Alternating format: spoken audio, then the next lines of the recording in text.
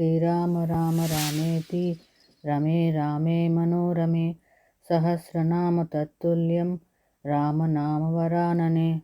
జై శ్రీరామ్, జై శ్రీరామ్, జై సీతారాం. రామాయణ అనుభవం 208వ భాగము. హనుమదాదులు ఆకలి దప్పులకు అత్యధిక శ్రమకు ఓర్చి సీతాన్వేషణ కావిస్తూనే ఉన్నారు. ఇంతలో వారికి ఒక బిలము అగుపడింది. అది అంతా చీకటితో నిండి ఉంది. అయితే దానిలో నుండి హంసలు, కొంగలు మొదలైన జలపక్షులు బయటికి వస్తున్నాయి. వాటిని చూడగానే వారు అక్కడ జలము ఉన్నట్లు గమనించారు. ఆ బిలము చీకటితో ఇరుకుగా ఉంది. దానిలోనికి వారు ఒకరికొకరు చేయూతగా అతి కష్టంతో హనుమ సూచన ప్రకారం చేరుకున్నారు. కొంత దూరం లోపలికి వెళ్ళాక దాహాన్ని భరింపలేక స్పృహ తప్పారు. కొంతసేపటికి వారికి మరింత దూరం నుండి వెలుగు కనబడింది. అనేక రకాల వృక్షాలు బంగారు రంగులో కనబడ్డాయి. కొంత దూరం వెళ్ళాక వైడూర్యమయాలైన తామర కొలనులు, వాటిలో బంగారు తామర పూలు, వాటిపై వాలుతున్న బంగారు తుమ్మెదలు అగుపించాయి. ఆ పుష్పాలు తేనెతో నిండి ఉన్నాయి. ఆ బిలంలో అనేక బంగారు భవనాలు ఉన్నాయి. వాటి ద్వారాలు, కిటికీలు అన్నీ బంగారుతో నిండినవే. వాటిలో ఆసనాలు, శయనాలు అన్నీ స్వర్ణమయాలే. వాటిలో కంచు, వెండి, బంగారు పాత్రలు ఉన్నాయి.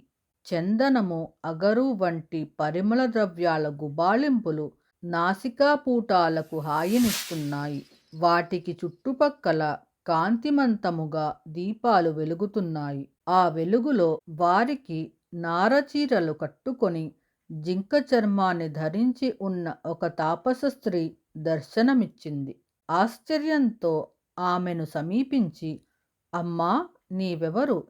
ఈ బిలము ఎవ్వరిది? ఈ భవనము, ఈ రత్నరాశులు ఎవ్వరివి అని హనుమ అడిగాడు. అంతేకాక మేము పూర్తిగా ఆకలి దప్పులతో అలసి ఉన్నాము. జలపక్షులు బయటకు వచ్చినందువలన ఇందులో నీరున్నదనే ఆశతో లోపలికి వచ్చాము. ఇక్కడ సమస్తము స్వర్ణమయంగా ఉంది. దీనికి ఎవ్వరి మహిమ కారణము అని హనుమ ప్రశ్నించాడు. హితకామిని అయిన ఆ తాపసి ఆ బిలరహస్య విశేషాన్ని వివరింపసాగింది.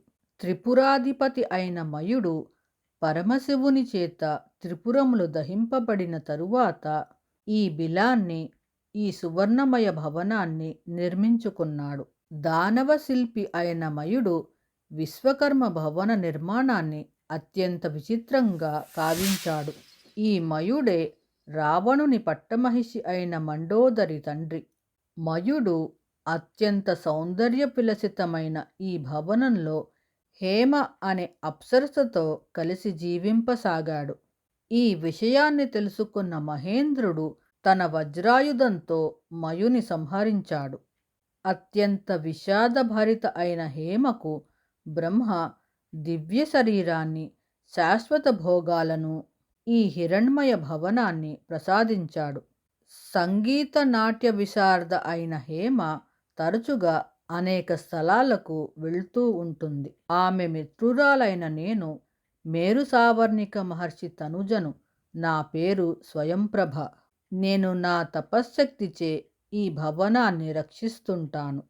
శ్రీరామ రామ రామేతి రమే రామే మనోరమే సహస్రనామ తత్తుల్యం రామనామవరాననే.